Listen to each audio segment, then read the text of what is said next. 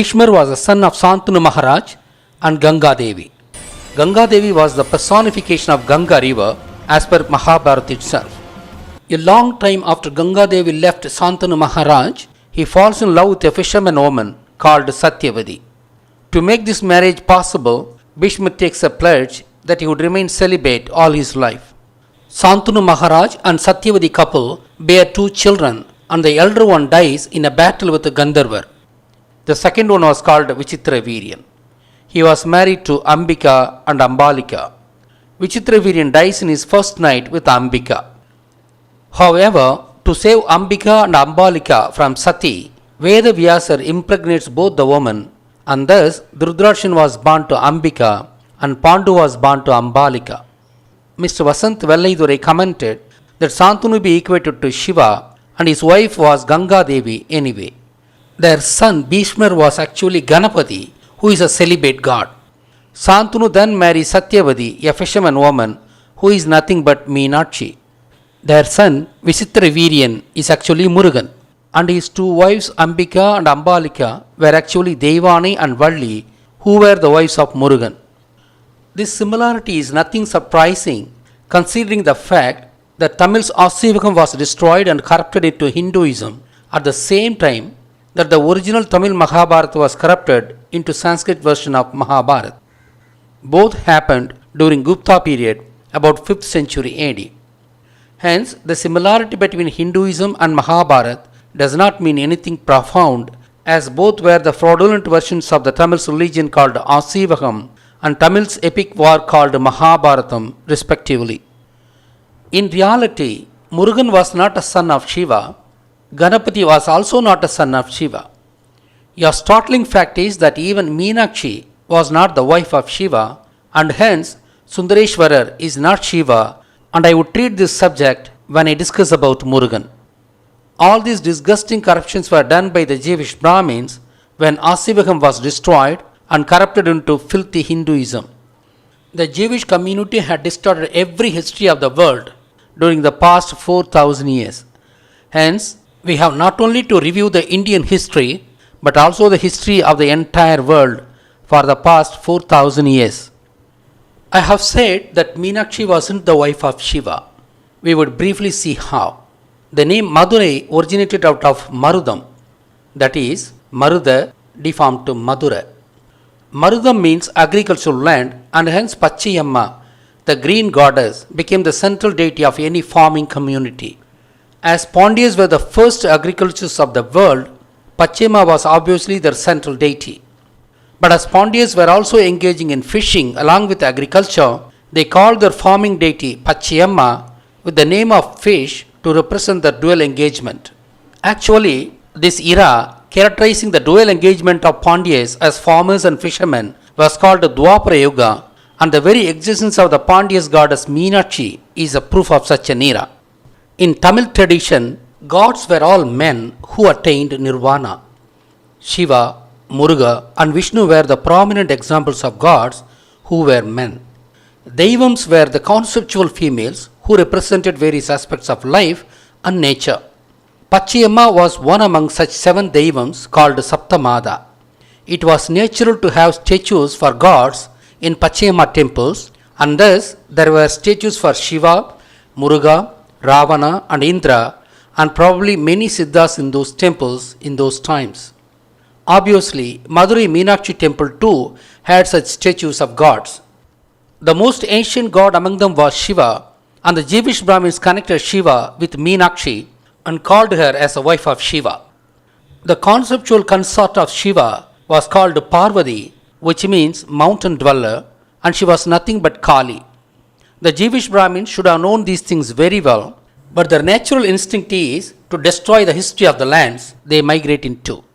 Thus, they introduced Meenakshi as a wife of Shiva against reality. That's how Meenakshi became the wife of Shiva, which is absolutely false, and I would deal with this fact exclusively while discussing about Muruga. I would now explain how Ganga became the wife of Shiva. After nirvana of every prominent Siddha, they were remembered by the specific zodiacs of the sky. As Shiva was the first prominent Siddha of the world, he was remembered through the Orion zodiac, which was the very first zodiac. The Orion zodiac represented two different aspects of Shiva. One aspect was the hunter Shiva as shown in the picture. The other was the cosmic aspect of Shiva called Nataraja, the dancing Shiva. His dancing posture says that the celestial objects of the cosmos are always in perpetual motion ever since the explosion of the supernova, with fire and thunder depicted by the fire in his left hand and Udukai in his right hand respectively. If we view Milky Way galaxy through Nataraja Orion, we shall see that Milky Way is seen to lie across his head, and hence the Milky Way is represented by his hair called Sadai. This is the cosmic form of Shiva called Nataraja, which means the dancing king. The white looking Milky Way galaxy was called Ahaya Gangai after the Ganga river, as the Milky Way looks like a river. We know that the Milky Way galaxy was depicted by the hair of Shiva in the Nataraja form. This being the scenario, when the abode of Shiva was translocated from Tirugonamalai in Sri Lanka to Himalayan mountain at the same altitude, and as Ganga river is flowing from Himalaya, and as Shiva's hair in the Nataraja form represented Ahaya Gangai, the meditating Shiva in Himalaya was depicted with the Ganga flowing out of Shiva's hair stack. As rivers are feminine in attribute, Ganga was personified as woman and thus became Shiva's wife. The Brahmins created the story that when Ahaya Gangai was brought down to earth through the penance of Bhagirathan, and as the impact of the collision would destroy the earth, Shiva agreed to bear the impact through his mated hair. Nothing shall be more nonsensical than this stupidity. Hinduism is filled with such mindless anecdotes floated by the Jewish Brahmins. Thus, the parallelism between the Hindu story and Sanskrit Mahabarath does not mean anything profound at all. Before returning to discuss about Beeshma, we shall discuss about Sati. After Vichitraviryan dies, according to Sanskrit Mahabharata, his two wives are supposed to be subjected to Sati, that is, being burned along with Vichitraviryan's remains. To prevent it and to have heir for dynastic succession, Vedavyasa, the saint, is said to have impregnated both the women. Actually, the practice of Sati existed during 5th century AD when Mahabharata was looted from Tamils, but it never existed 5000 years ago when Mahabharata actually happened. 5000 years ago, mostly gods ruled nations who did not have wives. Actually, the wives of gods were conceptual wives and not real wives. Obviously, there was no question of Sati in the times of Mahabharata. Hence, it was a fraud by the Jewish Brahmins to have weaved Sati into Mahabharata when it was looted into Sanskrit version. Many such frauds were committed too. For instance, Sanskrit never existed 5000 years ago, but the characters of Mahabharata are seen uttering Sanskrit mantras, which is a nonsense.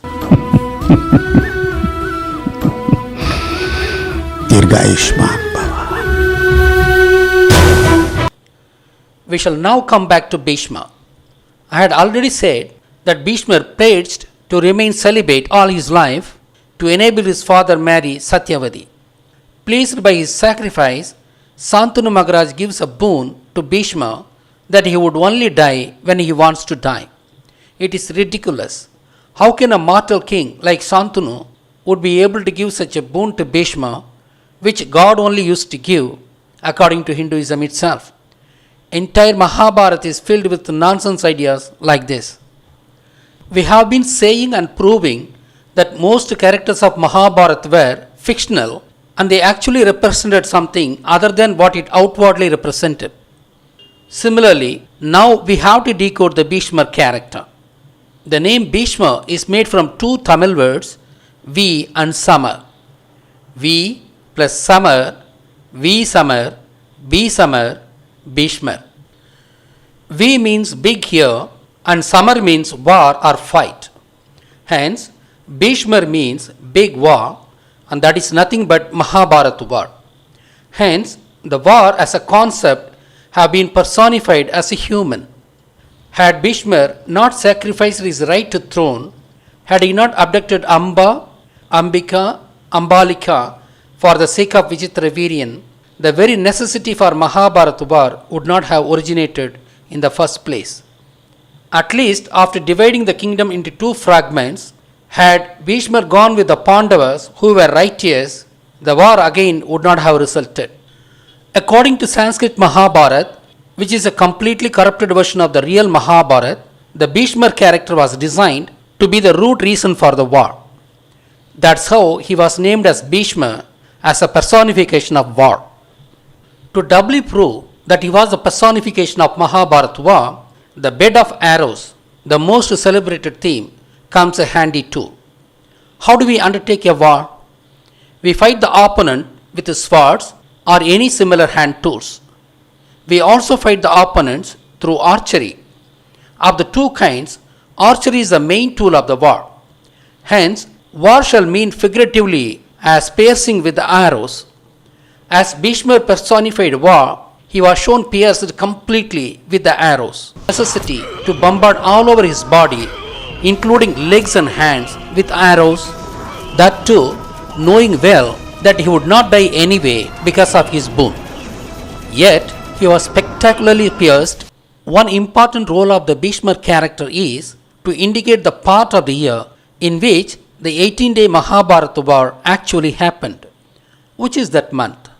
While on the bed of arrows, Beeshma states that he would die after the end of the war and when Uttarayanam starts. சாய்ந்து கிடக்கும் இந்த பீஷ்மன் உத்தராயணத்தை எதிர்நோக்கி காத்திருக்கிறான் என்று தட்சிணாயணம் நிறைவடைந்து உத்தராயணத்தின் முதல் தினம் துவங்குகிறதோ அன்று பீஷ்மன் தன் தேகபாரம் விடுத்து விண்ணுலக பயணத்தை மேற்கொள்வான். As Mahabharata war was personified as Beeshma, the death of Beeshma means the death of war, which means the end of war. Beeshma died on the day that Dakshinayanam ended and Uttarayanam started. When the earth goes round the sun in its orbit and due to the tilt of the axis of rotation of earth, there is an apparent motion of sun along the axis of earth between the Tropic of Capricorn at the south and the Tropic of Cancer at the north. When the apparent movement of sun happens from the Tropic of Capricorn towards the Tropic of Cancer, it is called Uttarayanam. When the apparent movement of sun happens from the Tropic of Cancer towards the Tropic of Capricorn, it is called Dakshinayanam. Though the present 12 months of the Tamil year did not exist in these names in those times, the war happened in a month equivalent to that of Margali month of today, that is December 15th to January 14th, as Dakshinayanam originally ended in this month. Thus, Beeshma character is used to reveal the actual times of the war in the year it happened. The Margali month was chosen for the war as it was the salubrious time of the year in the south. If the war happened in summer, the pains of war would be unbearable. That is why they chose to fight during the winter season. After Mahabharata war ended, Krishna is said to have lived for about 35 years. Kali Yugam started on the day Krishna died. Hence, the Mahabharata war happened in Dwapara Yuga and 35 years before the start of Kali Yuga. Kali Yuga had started about 5100 years ago. The war was fought to decide whether they could allow destroying the forest for agriculture. If Pandavas win the war, agriculture shall thrive. If Pandavas lost the war, that would have been the end of agriculture in India at that time. As Pandavas won the war, their victory gave green signal for the spread of agriculture. Obviously, there should have been a victory celebration after the end of the war by the agriculturist Pandavas. How would they have celebrated? Obviously, by performing rice pongal ceremony, as rice is the primary grain obtained through agriculture. Hence, considering the time the war ended, that is near the end of Dakshinayana, the Pongal festival should have originated as a victory celebration after the end of Mahabharata war. This is a possible guess I am making on the origin of Pongal festival.